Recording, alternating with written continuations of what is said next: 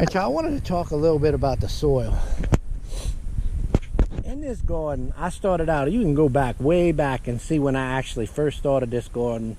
This was nothing but the same kind of grass. It's just an open area right here. And I dissed the ground with the other tractor before I had my tractor with the tiller. So I used the big tractor and just dissed the ground and broke it up and planted. That year was terrible. I mean, this ground had no nutritional sustenance to it. And I brought it up, I put mulch, I put leaves, I put some fertilizer, I put some lime, I till it, I do this, I worked it. And now the soil's pretty good up in here, actually. I put a lot of compost in here. I even raised the front of it up a little bit so it wouldn't be so sloppy. You can kind of see where the water hit it, and it's a little sloppy right there, but it was sloppy all over up in here before. So I really got it up. And you can see I even put some commercial fertilizer on. I like to hit the kind of side dress or put on top of the tomatoes right when they first start going.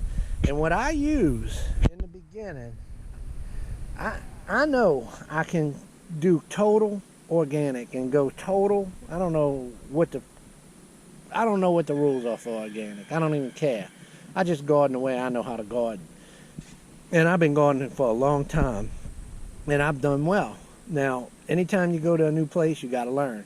When I came here, everything I knew went out the window. I mean, you could throw it out the window. To garden on the scale where I'm doing now, 2 in-ground gardens, 20 raised bed gardens, fruit orchards, fruit trees all over. I got another piece of property I got to take care of. It's a huge effort. Before I was just doing a little small backyard garden that was 1/3 the size of what this one garden is. Just 1/3 the size of this. Easy. But I made the soil so good you could plant anything you want there and it would grow without any effort. And all I did was I passed a lawnmower in between. I let the grass grow in between it, and I got tomatoes like you ain't never seen. You can go see my video on soil makes a difference, and you can see the tomatoes from my old house. I had more tomatoes in one little small garden like that than some people grow in an entire field for commercial. I grew tomatoes. But when I got out here, I thought, oh God, all this land, it's going to be easy. I'm going to grow so much stuff, and I'm going to be great. I'm going to be the best gardener ever. I got humbled fast. I didn't grow crap the first year. I think I got maybe 2 small little bitty baby tomatoes or something. Probably didn't even get that. I don't remember. I think I just gave up. But anyway, what I like to say is you got to build your soil. And in building soil, that's the main thing. But you also got to know how to use those fertilizers that are available to you. Some people would probably scream and know that I use a bag fertilizer, and that is a nursery blend I start out with. It's a 1377, I believe, or 1366, I believe, 1366, and it has all the micronutrients in it. Now it's expensive. It used to be $20 a sack. Now it's over $30 a sack. But you don't need much.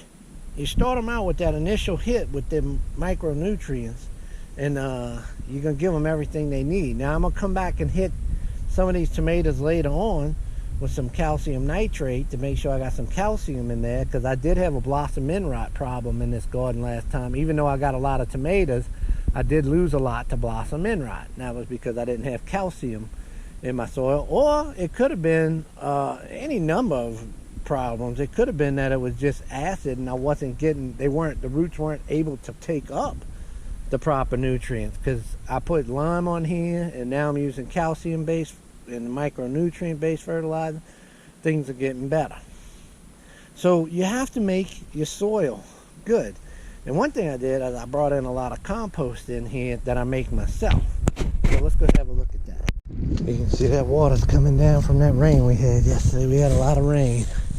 I get a lot of drainage from up down here and from over there.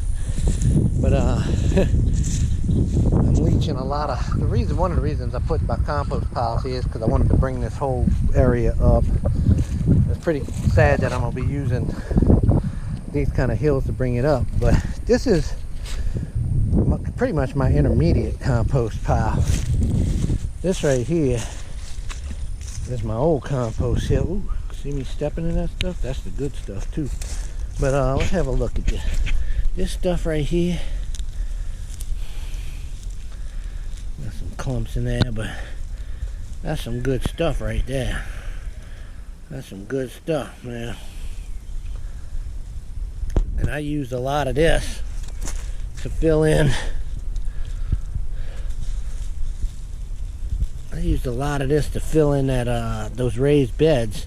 And this is some of the, you get down there, but some of this is a little looser than what I had. But this is great to put in the seed starting trays and mix up in your native soil. But I also used a lot of this in my raised beds and in my main garden way that we just came from. And I've been watching a lot of videos lately on soils, and mainly because I was interested in what people put in their raised beds. And I gotta tell you, when people title their YouTube videos and say, my homemade garden bed soil, I'm looking for someone who made it from scratch on their land. I'm personally not looking for someone who went to the store and bought a bag of compost, a bag of topsoil, and a bag of peat moss and put them all together and called that a day.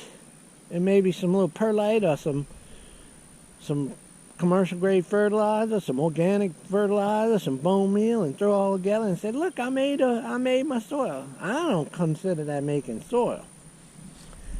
I'm more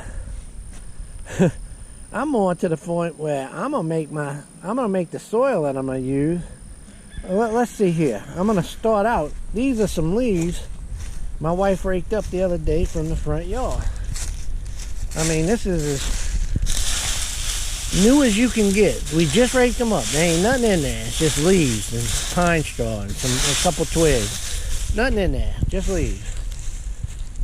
And when I cut my grass this year, I'm gonna take the grass clippings and I'm gonna go ahead and I'm gonna add that to it. And those grass clippings are gonna have a lot of nitrogen in them, and that's gonna put that, and it's gonna break down, and it's gonna get heavy.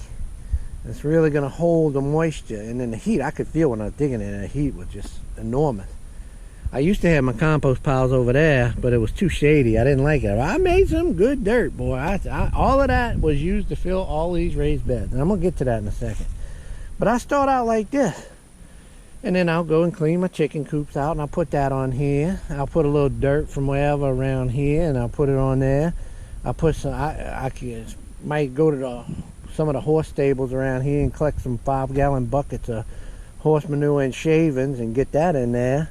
Although you gotta watch, because you know they say you gotta watch out for that graze on, but luckily I ain't having any problems. So anyway, I start out like this, and then what you end up with, after adding some of that stuff to them, you end up right here where I'm at with this one. So they got leaves on there, but if I dig in there a bit, look at this, look at that, look at that, look at that. Look at that. Look at that. Look at that. Beautiful, huh? So, that's just one little dig right there, huh? Huh? Beautiful. Look at all these little, I think they call them German cockroaches. I don't know. They all over. They used to not have them like that. The whole ground looks like it's alive, but you don't have to go far into there. And look at that. Beautiful. Beautiful. Beautiful. Broken down stuff in there, huh? So, anyway, that's an intermediate one. And then, this is the stuff that I use. This is a usable one. This right here, I'm going to say I'm trying to grow some turmeric. I don't know if I'm being successful or not. I don't know. I don't see anything coming off of. I bet you they do like everywhere else and spray that stuff with that stuff. And I don't know. We'll see if it grows. Oh, there's one. Alright. Oh, there's one. I dug them all up.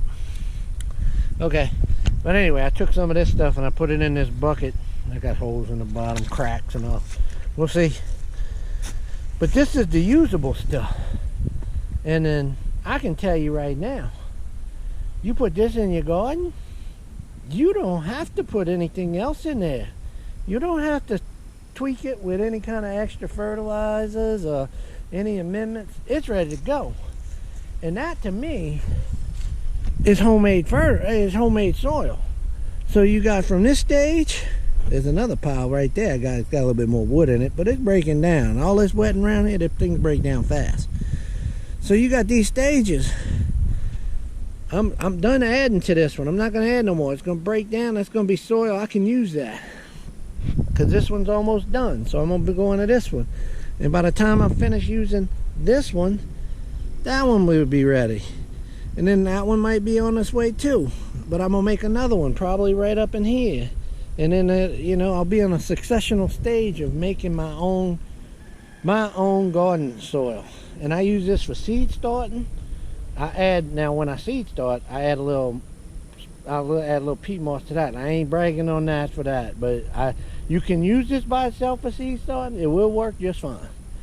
But I like to stretch it with the peat moss and the perlite because I like to stretch the use of it if I can for seed starting. I'm not a hypocrite. I will tell you, I do use it for seed starting in little cups, little starter trays. But when I fill up my bed, I'm filling it up with stuff 100% made from this property and horse manure from other property. And you come look at my bed and see how my stuff is doing, and it's doing fine. Now, I'm not gonna lie, I use commercial fertilizer as well because, and I'm gonna tell you right now, because it works. That's why I use it, because it works. You get a pop, you can get some jumps. It just adds another, it's like adding steroids to your garden. It's just gonna make it look better. Now, this is something I want to show you. This garden, when I was digging, I was using my tractor and I was using a bucket to scrape the last remnants of some soil I made, and I started getting down into the native stuff. So on the top it's a little bit thicker, but if you look at the bottom, it starts to get darker. So you don't have to go down too far to see that composting. Just goodness, huh? Just goodness. Beautiful. Yeah. But you go down a little farther and you get into the good stuff. So that's just some beautiful soil.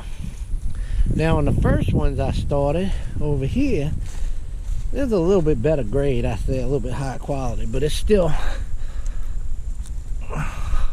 kind of similar.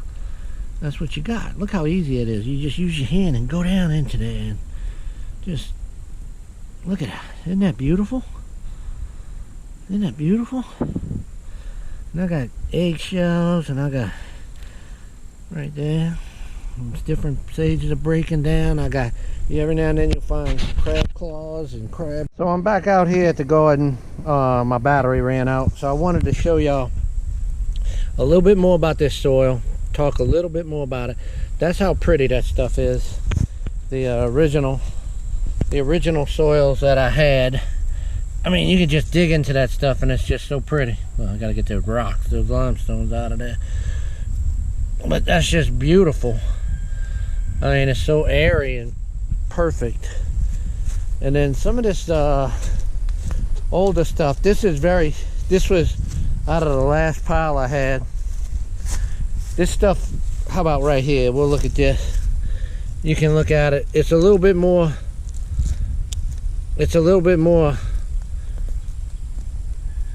mulchy, I guess you could say. There's a little bit more organic matter in there. But I mean, look how good the plants are doing. They're doing just fine. And those potatoes are in the same stuff, so they're doing fine.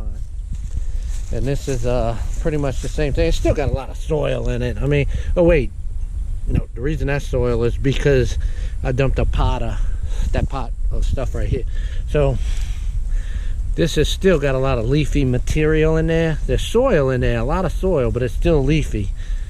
So it stays nice and wet too. But that's just beautiful stuff. And the tomatoes are loving it. So anyway, what I'm going to say about this is that you have to be smart about your gardening. And I've always, I mean, I got a pretty extensive background in botany, forestry, a lot of the agronomy, and I did a lot of my undergraduate studies at LSU were in the botanical sciences, the agronomy, the agricultural sciences, and a lot of the biochemistries. I took a lot of that, a lot of the organic chemistries, and it's just something that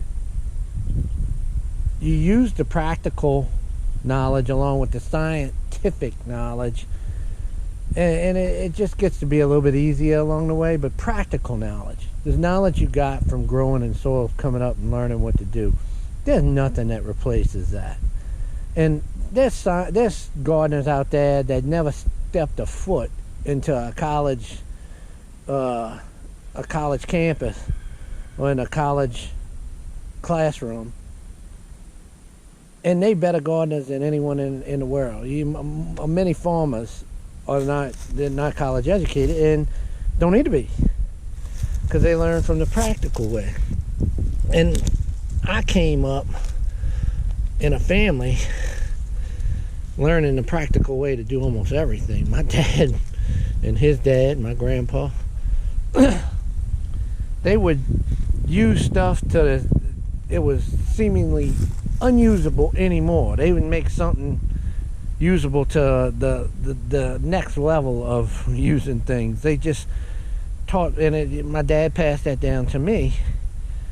You don't throw anything away, and you use knowledge to make things work. And when it comes to everything in life, gardening, carpentry, building something, fixing something, just critical thinking or anything like that, you gotta use your head and use what you got. And when you don't have all these fancy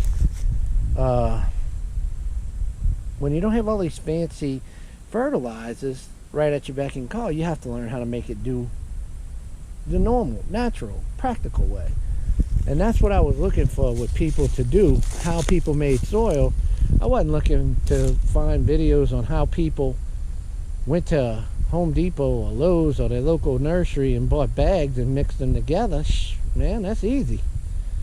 And I'm not taking away from anyone that does that. That's what you do, and it works. But let's just say we go back to survival techniques, and that's what a lot of homesteading and prepping is about. Learning how to do with natural things, learning how to do the old way, that book, The Old Ways. I think you need to learn how to do it as if you didn't have access to that stuff. Now, I'm a prepper. I have access to a lot of bags of fertilizer. And for many years, many years, for my scale of growing and gardening, I'll have fertilizers like that. But I certainly wouldn't want to just willy-nilly use them without using nature's way of fertilizing. To me, that's the best way. You get the best results. You get the healthiest vegetables. And that's what we all want. I think that it's nature's balance. And that's what I go with. I love using modernization. God gave us brains to modernize ourselves. He gave us brains to think. And that's how I apply it to healthcare, because I'm a healthcare worker. He gave us a brain to get to sophistication, to learn how to use it to help better ourselves. But then They got yo-yos out there that think they're so smart they can outsmart even God, and they pervert the technology, pervert the way of thinking. So you know what I'm saying. There's a balance to even that. So when I'm looking at people and I'm trying to figure out how they made their soil, I want to see how someone made it from the bare essence and brought it up. Because everything I put in here is something off of this land. Now I'm saying, I'll throw a shot of that commercial fertilizer on there. I already hit them one time with that nursery blend to try and get some of those boosted micronutrients. That's what I'm talking about. I use some modern stuff. And it gives them a great boost. But if I didn't have it, I guarantee you I could grow just fine. But I'm gonna maximize myself with this and my own soil, and I'm gonna use supplements if I have them. If I don't, I'll figure a way to make my own natural fertilizers for my composting. You understand what I'm saying? I hope y'all understand what I'm saying. Anyway, I'm gonna go back to listening to a couple good gardening videos. I gotta go inside and cook. I got stuff I could do out here, but there's always gonna be stuff to do out here. I want to go cook a turtle soup right now. Anyway, that's what I have to say about soils. This is my soil, and I want y'all to see that you can make it without ever going and getting any of this stuff from a nursery. You can make it right there on your own property with the stuff you have laying around, even in a suburban place. Because I made my soil on my suburban house when I used to live in the suburbs in a subdivision. I made my own soil from grass clipping and leaves. There's always people who putting their grass clippings out on the road. You can pick them up. And bag your own. Cut your own grass and bag it. That's why I still cut my own grass. Even out here, I cut my own grass with a bag on a push mower, just so I can get those clippings. You got to use everything you can, because if we ever get to the point where it's grid down and here comes the end of the world as we know it, we're gonna have to get on by ourselves, or what we have available. And that's where I'm at. That's what I'm trying to say. All right, y'all take care.